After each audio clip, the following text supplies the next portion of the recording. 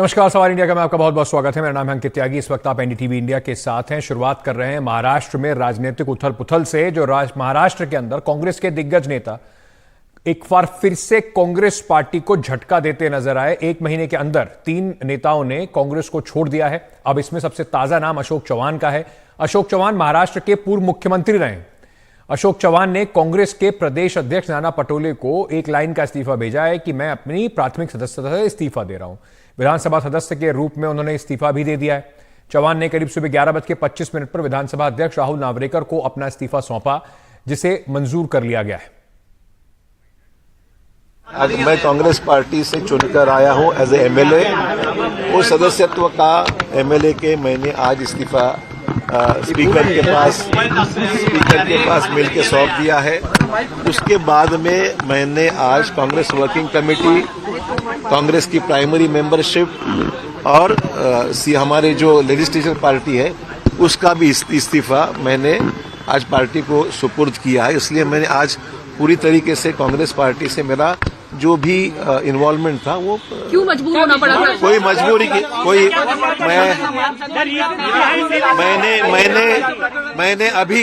मैंने अभी तक कोई भी पार्टी में शामिल होने का फैसला नहीं लिया है। महाराष्ट्र में मुख्यमंत्री रहे हैं पूर्व कांग्रेस के, और साथ ही साथ 2 बार सांसद भी रहे हैं नांदेड़ की सीट से। आपको बताते हैं कि पिछले 1 महीने में कांग्रेस के किन नेताओं ने कांग्रेस का हाथ छोड़ा है। 14 जनवरी 2024 को मिलन देवरा ने, जिनके पिता भी मुरली देवरा कांग्रेस के दिग्गज नेता होते थे, उन्होंने कांग्रेस छोड़ दी और एकनाथ शिंदे की शिवसेना में शामिल हो गए। वहीं 8 फरवरी 2024 को बाबा सिद्दीकी, जो एक पुराने कांग्रेस के एमएलए रहे हैं, उन्होंने कांग्रेस छोड़कर अजीत पवार की एनसीपी का हाथ थाम लिया। अब 12 फरवरी 2024 को अशोक चव्हाण ने कांग्रेस को छोड़कर महाराष्ट्र में कहां जा रहे हैं इसका पता नहीं, लेकिन कम से कम अटकलें जो लग रही हैं वो इसी बात की लग रही हैं कि वो भारतीय जनता पार्टी में शामिल हो सकते हैं। माना यही जा रहा है कि कांग्रेस की मुश्किलें अभी और बढ़ सकती हैं, क्योंकि चर्चा यह है कि कांग्रेस के कुछ और विधायक चव्हाण के संपर्क में हैं। अब सवाल यह है कि अशोक चव्हाण का अगला कदम क्या होगा। राजनीतिक गलियारों में चर्चा गर्म है कि अशोक चव्हाण भारतीय जनता पार्टी जा सकते हैं। वहीं महाराष्ट्र के उप मुख्यमंत्री और बीजेपी नेता देवेंद्र फडणवीस का कहना है कि आगे आगे देखिए होता है क्या। देखिए, भारतीय जनता पार्टी के साथ अलग अलग पार्टियों के कई बड़े नेता आना चाहते हैं। विशेष रूप से कांग्रेस के कई नेता हमारे संपर्क में हैं, क्योंकि जिस प्रकार का व्यवहार कांग्रेस पार्टी के शीर्षस्थ नेताओं का रहा है, एक प्रकार से ये सारे नेता अपनी पार्टी में सफोकेट हो रहे हैं। अब कौन कौन हमारे संपर्क में है इसका खुलासा धीरे धीरे आपको होगा। तो मेरा आपको इतना ही कहना है, आगे आगे देखिए होता है क्या। अब इस मामले पर कांग्रेस की प्रवक्ता सुप्रिया श्रीनेत से हमारे सहयोगी हिमांशु ने बात की। उन्होंने क्या कहा, आपको वो भी सुनाते हैं।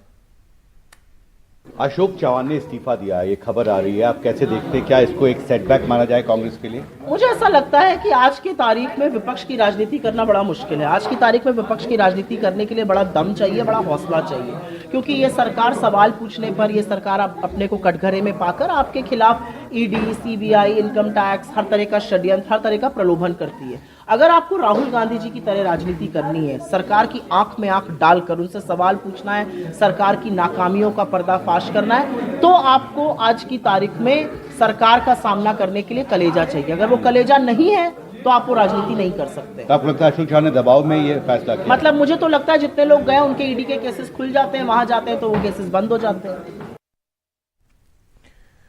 तो अशोक चव्हाण जो हैं वो, ऐसे मैंने बताया, 2 बार मुख्यमंत्री रह चुके हैं। 2008 में मुंबई हमले के बाद जब कांग्रेस के नेता ने इस्तीफा दिया था मुख्यमंत्री, तो अशोक चव्हाण को तब नेतृत्व दिया गया। उसके बाद 2009 में वहां पर विधानसभा के चुनाव हुए और अशोक चव्हाण के नेतृत्व में ही कांग्रेस की सरकार बनी। लेकिन फिर आदर्श घोटाले में अशोक चव्हाण के ऊपर आरोप लगे और उनको फिर 2010 में इस्तीफा देना पड़ा। 2014 में मोदी लहर के बीच में भी वो नांदेड़ से भारी मतों से जीते, लेकिन 2019 में जो एमपी का अपना, यानी कि मेंबर ऑफ पार्लियामेंट का चुनाव, वो हार गए और अब वो कांग्रेस छोड़कर ऐसा कहा, जैसे मैंने बताया, कि बीजेपी में जाने की उनकी अटकलें लगाई जा रही हैं। रौनक मेरे सहयोगी इस वक्त हमारे साथ जुड़ रहे हैं। रौनक, सबसे पहले तो आपसे ये जानना चाहते हैं कि जिस तरीके का माहौल अभी बना हुआ है, एक एक करके कांग्रेस के नेता छोड़ के जाते जा रहे हैं, तो इसको क्या माने? लोटस, ऑपरेशन लोटस 3.0 मान लिया जाए? एनसीपी टूटी, शिवसेना टूटी, अब कांग्रेस को भी कमजोर किया जा रहा है। जी देखिए, निश्चित तौर पर ये कहा जा सकता है, क्योंकि जैसे जैसे लोकसभा चुनाव के डेट्स करीब आएगी वैसे वैसे इस तरह की खबरें जो है महाराष्ट्र से आपको देखने को मिलेगी। हमारे सूत्र तो ये भी बता रहे हैं कि अशोक चौहान के साथ लगभग 12 से 14 ऐसे विधायक हैं जो कि पाला बदलने के लिए तैयार है। आज जब अशोक चौहान ने इस्तीफे के बाद मीडिया से मुखातिब हुए, हालांकि उन्होंने अपने पत्ते तो नहीं खोले, उन्होंने कहा मैं अपना फैसला जो है आने वाले 1-2 दिनों में लूँगा, लेकिन जो हमारे सूत्र बता रहे हैं कि बीजेपी में उनका प्रवेश जो है वो लगभग निश्चित हो गया और बीजेपी उन्हें महाराष्ट्र से राज्यसभा चुनाव में अपना उम्मीदवार भी जो है वो बना सकती है। ये भी मैं आपको बता दूं कि दरअसल बीजेपी ने लोकसभा चुनाव को लेकर एक सर्वे भी कराया था और लगभग 6 से 8 ऐसी लोकसभा की सीटें हैं जो कि पार्टी के सर्वे में डेंजर जोन में बताई जा रही थी। उनमें से एक नांदेड़ की लोकसभा सीट है और इसीलिए अशोक चौहान को अपने पाले में लाने की कोशिश जो है वो कहीं ना कहीं बीजेपी करती हुई दिख रही है। इसके अलावा दक्षिण मुंबई की एक सीट बताई जाती थी, आपने देखा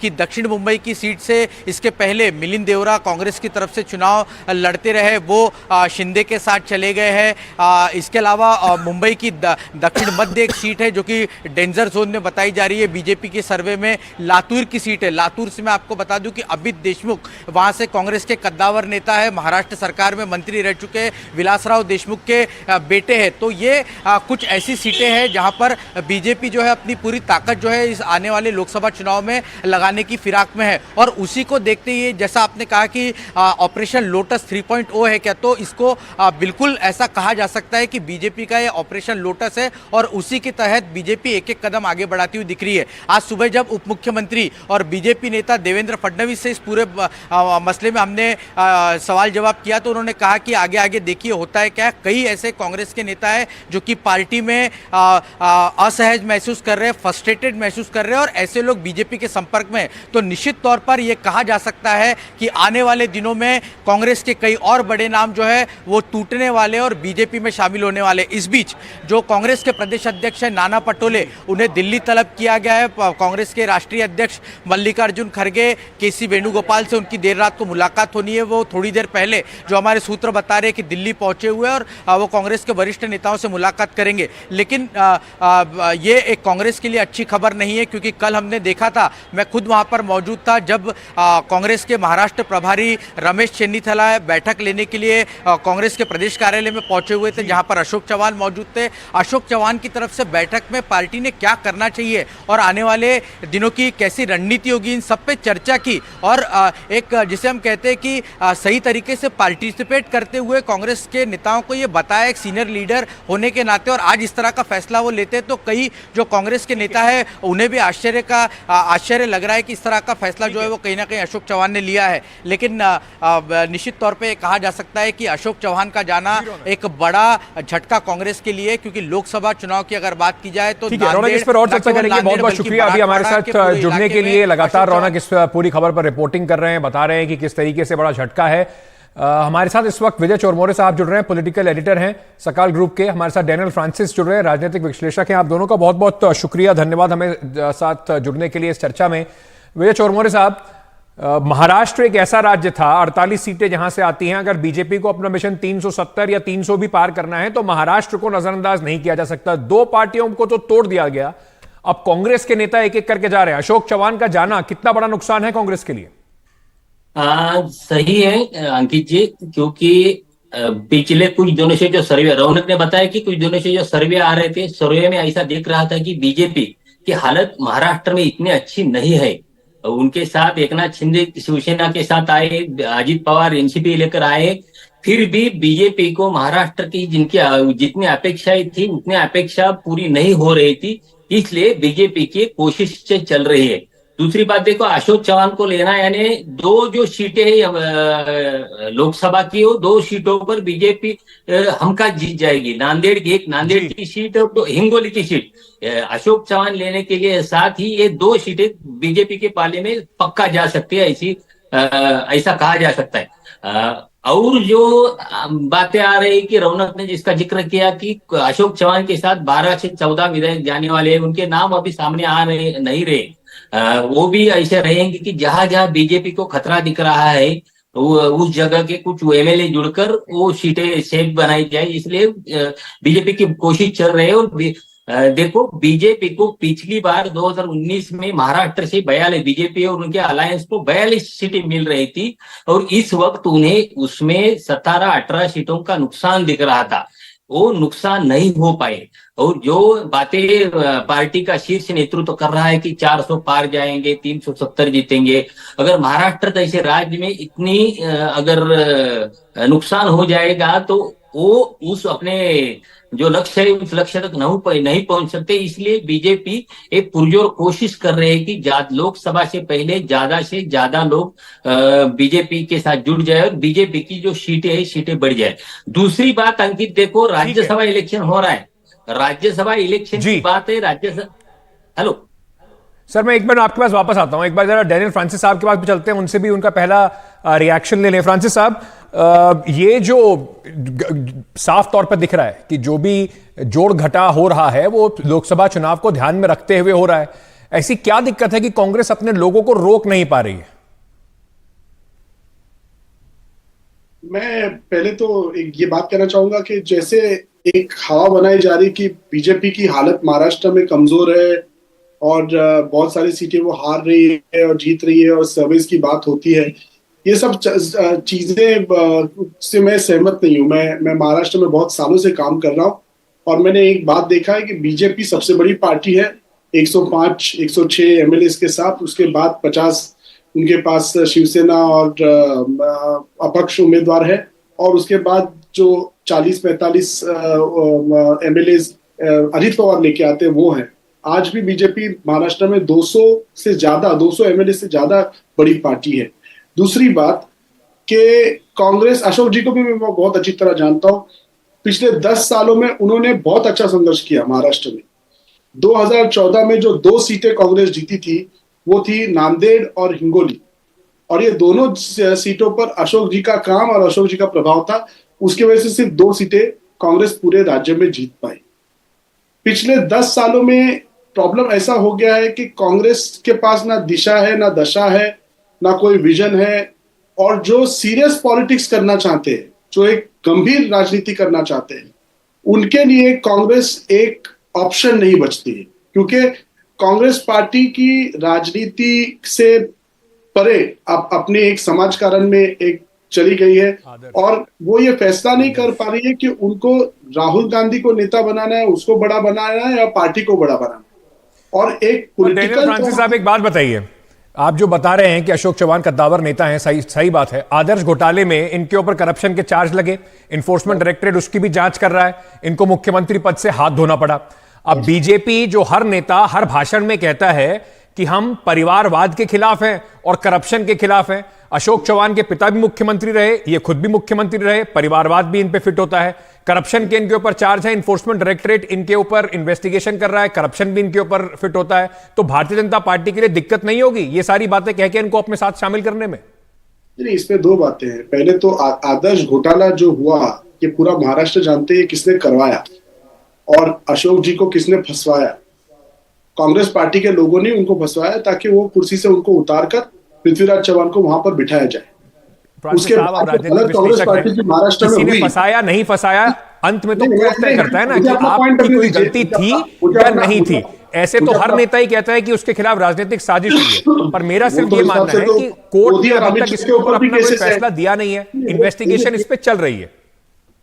केसेस जिस तरह कांग्रेस पार्टी के लिए अगर किसी नेता पे आरोप होता था तब कांग्रेस पार्टी के लिए वो नेता अनटचेबल होता था। प्रैग्मेटिक पॉलिटिक्स, प्रैक्टिकल पॉलिटिक्स में बीजेपी ऐसा नहीं सोचती है। भले उन्होंने मुद्दे वैसे बना दिए होंगे, भले उन्होंने उससे वैसे बना दिए, अगर उनका लक्ष्य है कि 350 या 400 पार का उनका जो लक्ष्य है, वो लक्ष्य के लिए वो हर एक सीट काउंट कर रहे हैं।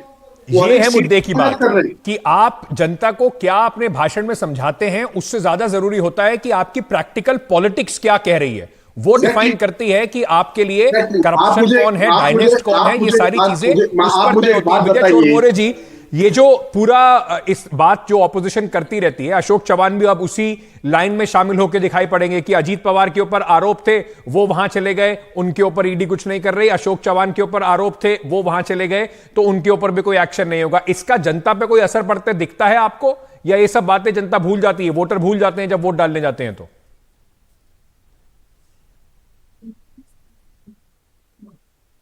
विजय जी, आपसे सवाल है। हाँ अंकित जी, देखो प्रधानमंत्री जी नरेंद्र मोदी जी ने भोपाल में एनसीपी के सिंचाई घोटाले का जिक्र किया। 2 दिन बाद अजीत पवार अपने 45 विधायक लेके बीजेपी के साथ आ गए। आपको पता है 2 दिन पहले लोकसभा में कांग्रेस बीजेपी ने व्हाइट पेपर पब्लिश की। उस व्हाइट पेपर में आदर्श घोटाले का जिक्र है, और 2 दिन के बाद आदर्श घोटाले के में जो मुख्य सूत्रधार माने जाते हैं अशोक चव्हाण बीजेपी से शामिल हो गए। ये बीजेपी की जो वॉशिंग मशीन पॉलिटिक्स है, ये वॉशिंग मशीन पॉलिटिक्स है, और ये पॉलिटिक्स सिर्फ लोकसभा इलेक्शन के हिसाब से ही चल रही। बीजेपी को दूसरा किसी से वास्ता नहीं है। उन्हें अपनी लोकसभा सीट ज्यादा से ज्यादा जीतनी है। महाराष्ट्र में उनको जो सर्वे हुए, उस सर्वे में बीजेपी की हालत एकनाथ शिंदे और अजीत पवार को साथ लेकर भी इतनी अच्छी नहीं है, इसीलिए वो एक एक करके नेता को जोड़ रहे हैं। मुझे एक बात बताइए, लोकसभा चुनाव सबसे बड़ी जरूरत है, उसमें प्रैक्टिकल पॉलिटिक्स की बात हो रही है, हर सीट की लड़ाई है, उसमें कोई भी व्यक्ति जितना आपको मदद कर सके, चाहे वो कांग्रेस का हो चाहे किसी और दल का हो, उसे अपने साथ मिला लीजिए। इस तरीके की राजनीति इस वक्त जरूर चल रही है। जनता इसका क्या जवाब देती है, ये तो जनता के ऊपर छोड़ देते हैं। अभी के लिए आप दोनों का, विजय जी और डेलन फ्रांसिस साहब, आपका बहुत बहुत शुक्रिया हमारे साथ जुड़ने के लिए। एक छोटा सा ब्रेक ले रहे हैं, खबरों का सिलसिला जारी है, बने रहिए हमारे साथ।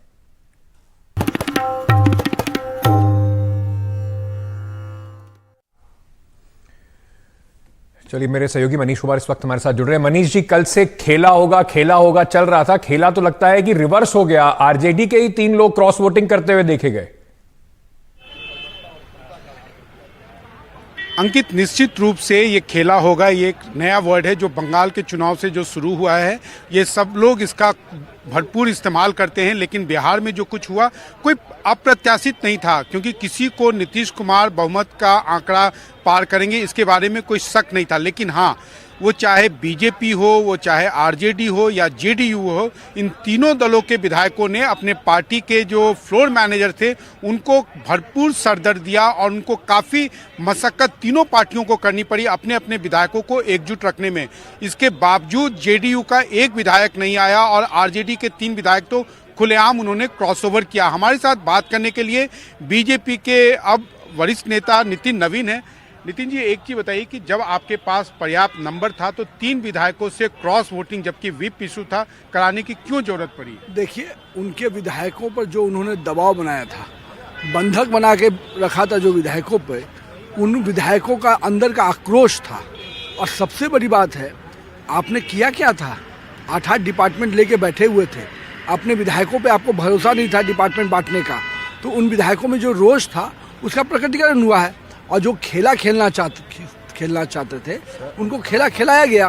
दूसरी बात यह है कि आपके भी पार्टी के कई विधायक, जेडीयू के भी कई विधायक, जेडीयू के तो एक विधायक आखिरी पल तक नहीं आए, तो आखिर इन विधायकों की क्या नाराजगी थी? देखिए, जिस प्रकार से तेजस्वी यादव ने पूरी तरह से इस हॉर्स ट्रेडिंग का प्रयास किया, विधायकों को दबाव बनाया, विधायकों को परेशान करने का काम किया, अपने विधायकों को बंधक बनाने का काम किया, तो उसी प्रकार से जदयू और भाजपा विधायकों पर डेरा डालने का प्रयास किए थे। तो निश्चित रूप से विधायकों को एकजुट रखने का और टीम वर्क में रखने का हम लोगों ने काम किया। ये ऑपरेशन लोटस कहा जाता है, एकजुट रखने का प्रयास, इसका नेतृत्व कौन कर रहा था और ये कैसे हुआ? देखिए, कोई ऑपरेशन लोटस का विषय ही नहीं है। हमारा फ्लोर पे हमारा बहुमत था, हम लोगों ने उसको सिद्ध किया, हमारे आंकड़े हमारे साथ थे। हम लोगों ने जो 2020 में चुनाव में जो वोट जनता का सपोर्ट हमको मिला था, वो सारे विधायक आज इस सरकार को समर्थन में थे। और पहली बात, तेजस्वी यादव जी के जो दिमाग में था कि वो डोरा डालकर अभ्यर्थी करेंगे, उनको जवाब उनके विधायकों ने दिया है।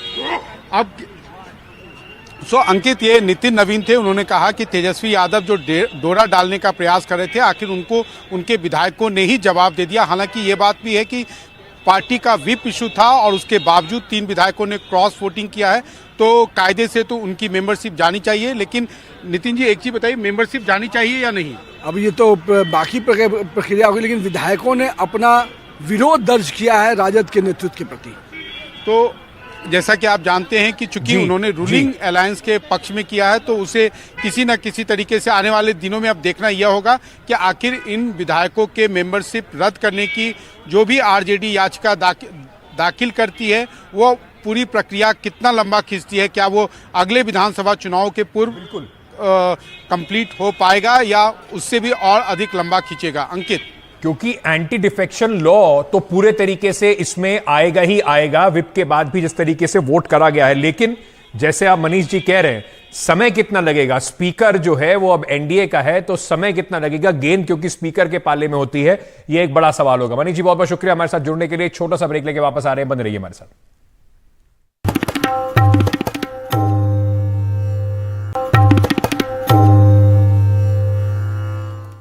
वहीं केंद्रीय मंत्री स्मृति ईरानी ने मीडिया से बात करते हुए पश्चिम बंगाल में कानून व्यवस्था को लेकर एक बड़ा हमला किया है।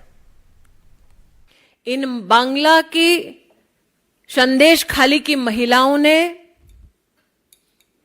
पत्रकारों से कहा, निये चले जाबे रातेर पर रात, उठाकर ले जाते थे रात दर रात। जब तक टीएमसी के इन गुंडों का मन नहीं भरता था, तब तक इन औरतों को रिहा नहीं किया जाता था।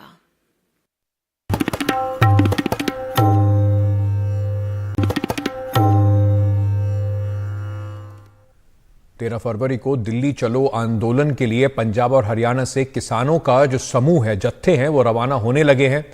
इसे रोकने के लिए पंजाब हरियाणा बॉर्डर सील कर दिया गया है। दिल्ली में धारा 144 लागू कर दी गई है कई जगहों पर। दिल्ली के टीकरी बॉर्डर पर भारी पुलिस तैनात कर दी गई है। ड्रोन के जरिए हर ओर नजर रखी जा रही है।